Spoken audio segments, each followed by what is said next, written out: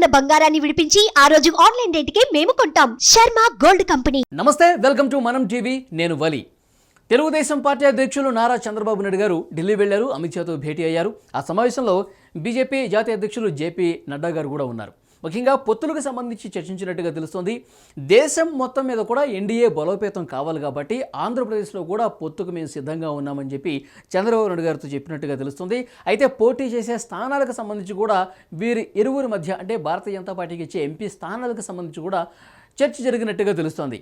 ఆ భేటీ తర్వాత ఆయన ఆంధ్రప్రదేశ్కు వచ్చేశారు నారా చంద్రబాబు నాయుడు గారు. పవన్ కళ్యాణ్తో భేటీ ఉన్నట్టుగా తెలుస్తోంది. ఆ తర్వాత పవన్ కళ్యాణ్ గారు కూడా ఈ ఇన్ఫర్మేషన్ తీసుకుని ఢిల్లీ వెళ్లే అవకాశం కనిపిస్తోంది. మరొకవైపు ముఖ్యమంత్రి వైఎస్ జగన్ కూడా ఈ రాత్రికే ఢిల్లీ వెళ్తున్నారు. రేపు ప్రధాని మోదీ గారితో సమావేశం ఉందని తెలుస్తోంది. వరుసగా నాయకులందరూ కూడా ఢిల్లీ బాట పడుతున్నారు. రాజకీయ చర్చల్లో మునిగి తేలుతున్నటువంటి పరిస్థితి కనిపిస్తోంది. అయితే చంద్రబాబు నాయుడు గారితో భేటీలో ఏ స్థానాలు భారతీయ జనతా పార్టీ అడుగుతోంది, ఏపీలో ఏ ఎంపీ స్థానాల్లో పోటీ చేసేందుకు సుముఖంగా ఉంది, మరి తెలుగుదేశం పార్టీ అధ్యక్షులుగా ఉన్నటువంటి నారా చంద్రబాబు నాయుడు గారు ఎన్ని స్థానాలు బీజేపీకి ఇస్తే బాగుంటుందన్న విషయానికి సంబంధించి ఇక్కడ రాష్ట్ర నాయకులతో ఇప్పుడు ఆల్రెడీ ఎన్నికలతో కలిసి ముందుకు పోదామని చెప్పినటువంటి జనసేనతో చర్చించే అవకాశం కనిపిస్తుంది. ఎందుకంటే భారతీయ జనతా పార్టీ కూడా కొన్ని ఎంపీ స్థానాలు తీసుకుంటే మరి జనసేనకి కొంత కోతపడే అవకాశం కూడా ఉండొచ్చు కదా. ఈ ఇన్ఫర్మేషన్తో కొంత చర్చలు జరిగే అవకాశం ఉన్నట్టుగా ఈ 1-2 రోజుల్లో కనిపిస్తోంది. అయితే భారతీయ జనతా పార్టీ అడిగినటువంటి స్థానాలు ఏంటి, ఆ స్థానాల్లో భారతీయ జనతా పార్టీ తరఫున అభ్యర్థులు ఎవరున్నారు, ఎన్ని అడుగుతుంది, టీడీపీ ఎన్ని ఇచ్చే అవకాశం ఉంది, ప్రస్తుతం సోషల్ మీడియాలో దీని మీదే చర్చ జోరుగా సాగుతుంది. కొన్ని స్థానాలు వాళ్ళ పేర్లకు సంబంధించి మీడియాలో కొంత హల్చల్ చేస్తున్నటువంటి పరిస్థితి కనిపిస్తుంది. ఆ పేర్లు ఒకసారి అంటే భారతీయ జనతా పార్టీ నిన్న చంద్రబాబు నాయుడు గారితో భేటీ సందర్భంగా అడిగిన స్థానాలకు సంబంధించి బయట జరుగుతున్న చర్చను మీ ముందు ఒకసారి చూపించే ప్రయత్నం చేస్తాను. ఇక్కడ మనం చూడొచ్చు, బీజేపీ పోటీ చేయబోయే స్థానాలు విశాఖ నుంచి జీవీఎల్ నరసింహారావు, రాజమండ్రి నుంచి పురంధేశ్వరి, తిరుపతి నుంచి రత్నప్రభ లేదా నిహారిక, హిందూపురం నుంచి సత్యకుమార్, రాజంపేట నుంచి కిరణ్ కుమార్ రెడ్డి, నరసాపురం నుంచి రఘురామకృష్ణరాజు గారు. అంటే ఈ 6 పేర్లు బయటకు వచ్చినాయండి. 6 స్థానాలు భారతీయ జనతా పార్టీ ఎంపీ స్థానాలు అడుగుతోంది. ఈ 6 స్థానాలకు సంబంధించిన ఈ నియోజకవర్గాల పేర్లు చంద్రబాబు నాయుడు గారి ముందు పెట్టినట్టుగా తెలుస్తుంది. ప్రస్తుతం దీని మీద ఆలోచన చేస్తున్నారు టీడీపీ అధ్యక్షులు నారా చంద్రబాబు నాయుడు గారు. అయితే 6 అడిగినప్పటికీ కూడా 3 స్థానాలు మాత్రం ఇవ్వగలుగుతాము అని చెప్పినట్టుగా ఒక ఇన్ఫర్మేషన్ అయితే వస్తుంది. 6 అడిగినప్పటికీ కూడా 3 అయితే ఇవ్వగలము అని అన్నట్టుగా సమాచారం వస్తుంది. ఇక్కడ మనం చూడొచ్చు, విశాఖ నుంచి జీవీఎల్ నరసింహారావు ఉన్నారు. భారతీయ జనతా పార్టీ సీనియర్ నాయకులు, రాజ్యసభ ఎంపీ జీవీఎల్ నరసింహారావు గారు. ఎప్పటి నుంచో ఆయన అక్కడ విశాఖలో కొంత గ్రౌండ్ వర్క్ చేసుకుంటున్నారు బీజేపీ నుంచి. అక్కడ ఈసారి పోటీ చేయాలని ఉవ్విళ్ళూరుతున్నారు. సో పొత్తులో భాగంగా మరి ఎంతవరకు ఇచ్చే అవకాశం ఉందనేది కూడా కొంత డౌట్ కనిపిస్తుంది. ఎందుకంటే విశాఖ నుంచి అక్కడ తెలుగుదేశం పార్టీ నుంచి భరత్ ఉన్నారు, బాలకృష్ణ గారి అల్లుడు ఆయన ఎప్పటి నుంచో కూడా విశాఖ ఎంపీ అభ్యర్థిగా తెలుగుదేశం పార్టీ నుంచి ఉన్నారు. అక్కడ కొన్ని కార్యక్రమాలు కూడా చేస్తున్నారు. సో మోస్ట్లీ జీవీఎల్ నరసింహారావుకి అక్కడ స్థానం ఉండకపోవచ్చు, భారతీయ జనతా పార్టీకి అక్కడ అవకాశం ఉండకపోవచ్చు అని ఒక చర్చ జరుగుతుంది. ఇక మరొక స్థానం రాజమండ్రి నుంచి పురంధేశ్వరి గారు పోటీ చేయడానికి సిద్ధమవుతున్నట్టుగా తెలుస్తుంది. ఇప్పుడు బీజేపీ అధ్యక్షురాలుగా ఉన్నారు పురంధేశ్వరి. సో రాజమండ్రి నుంచి వారు పోటీకి చంద్రబాబు నాయుడు గారు కూడా సుముఖంగా ఉండే అవకాశం కనిపిస్తుంది. అంటే భారతీయ జనతా పార్టీకి ఇచ్చే స్థానాలకు సంబంధించి రాజమండ్రి అయితే కొంచెం ఇచ్చే అవకాశం ఎక్కువగా ఉంది భారతీయ జనతా పార్టీకి. ఇక మరొక నియోజకవర్గం మనం చూస్తే తిరుపతి. ఇక్కడ రత్నప్రభ లేదా నిహారిక అని మనకు కనిపిస్తోంది. రత్నప్రభ భారతీయ జనతా పార్టీ ఎంపీ అభ్యర్థిగా పోటీ చేసే అవకాశాన్ని అక్కడ పరిశీలిస్తున్నారు. భారతీయ జనతా పార్టీకి ఇచ్చే అవకాశం ఏ మేరకు అక్కడ రత్నప్రభ గారిని నిలబెడితే గెలిచే అవకాశం ఉంటుంది, దీని మీద కూడా కొంత లోతుగా చర్చించాల్సిన అవసరం ఉందని చంద్రబాబు నాయుడు గారు అభిప్రాయపడుతున్నట్టుగా తెలుస్తుంది. ఈమె కర్ణాటక ప్రభుత్వంలో పనిచేశారు, సీఎస్గా పనిచేశారు. ఇక్కడ నిహారిక వారి కూతురే. అయితే నిహారిక పోటీ చేస్తే కనుక టీడీపీ నుంచి పోటీ చేసే అవకాశం ఉండొచ్చని ఒక చర్చ జరుగుతుంది. అయితే కొంత డౌట్ కనిపిస్తుంది, భారతీయ జనతా పార్టీకి తిరుపతి ఇచ్చే అవకాశం చాలా తక్కువ ఉందన్న ఒక ఇన్ఫర్మేషన్ వస్తుంది. ఒకవేళ బీజేపీ అభ్యర్థిగా నిలబడితే కనుక రత్నప్రభ వారు పోటీ చేసే అవకాశం ఉంది.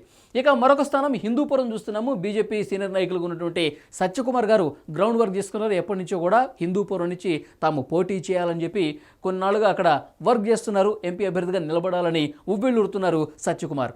అయితే అక్కడ వారి గెలుపోవటంలో కొంత ప్రభావితం చేసే అవకాశం లేదు కాబట్టి, అంటే భారతీయ జనతా పార్టీ అక్కడ గెలిచే అవకాశం లేదని కొన్ని సర్వేల్లో తెలుస్తుంది కాబట్టి మరి చంద్రబాబు నాయుడు గారు హిందూపురం టికెట్ ఇచ్చే అవకాశం అంతగా లేదు అన్న ఒక ఇన్ఫర్మేషన్ కూడా వస్తోంది. మరొకటి రాజంపేట నియోజకవర్గం. భారతీయ జనతా పార్టీ కొంత అవకాశం ఉన్నటువంటి నియోజకవర్గంగా చెప్పుకోవచ్చు. ఎందుకంటే మాజీ ముఖ్యమంత్రి కిరణ్ కుమార్ రెడ్డి గారు రాజంపేట నుంచి భారతీయ జనతా పార్టీ టికెట్ మీద పోటీ చేసేందుకు అక్కడ ఆశపడుతూ ఉన్నారు. అక్కడ కొన్ని రోజులుగా కార్యక్రమాలు కూడా చేస్తున్నారు. భారతీయ జనతా పార్టీలో జాయిన్ అయిన తర్వాత రాజంపేటలో ఆయన అక్కడ గ్రౌండ్ వర్క్ చేస్తున్నారు. ఇప్పటికే అక్కడ ఉన్నటువంటి కార్యకర్తలతో మీటింగ్స్ పెడుతూ ఉన్నారు. భారతీయ జనతా పార్టీ రావాల్సిన అవసరం ఉందని చెప్పి కొన్ని మీటింగ్స్లో పాల్గొని అక్కడ స్థానికంగా తన క్యాడర్ను పెంచుకునే ప్రయత్నం చేస్తున్నారు. కాబట్టి చంద్రబాబు నాయుడు గారు కూడా మాజీ ముఖ్యమంత్రి కిరణ్ కుమార్ రెడ్డి గారి అభ్యర్థిత్వం పట్ల కొంత సానుకూలత వ్యక్తం చేసే అవకాశం ఉండొచ్చని సమాచారం వస్తుంది. ఇక మరొక నియోజకవర్గం నరసాపురం.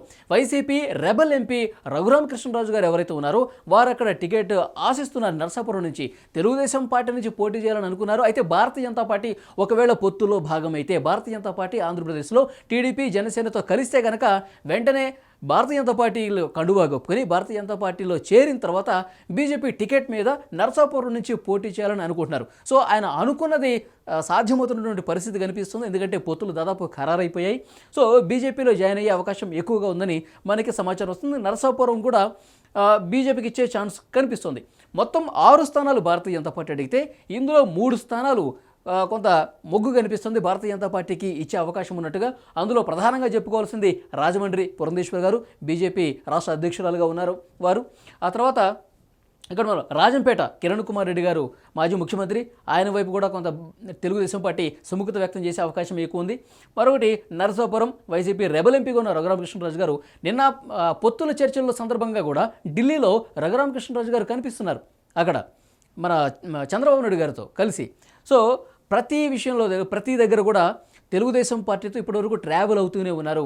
జగన్ గారికి వ్యతిరేకంగా పనిచేస్తూనే ఉన్నారు.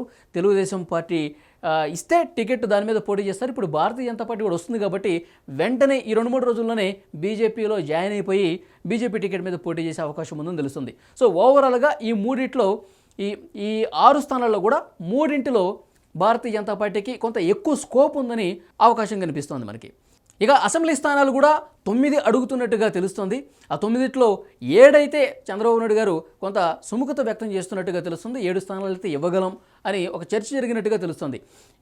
అసెంబ్లీకి పోటీ చేసే అభ్యర్థులకు సంబంధించి ముద్రగడ పద్మనాభం గారు ఆయన బీజేపీలో జాయిన్ అయ్యి అసెంబ్లీలో పోటీ చేసే అవకాశం కనిపిస్తుంది.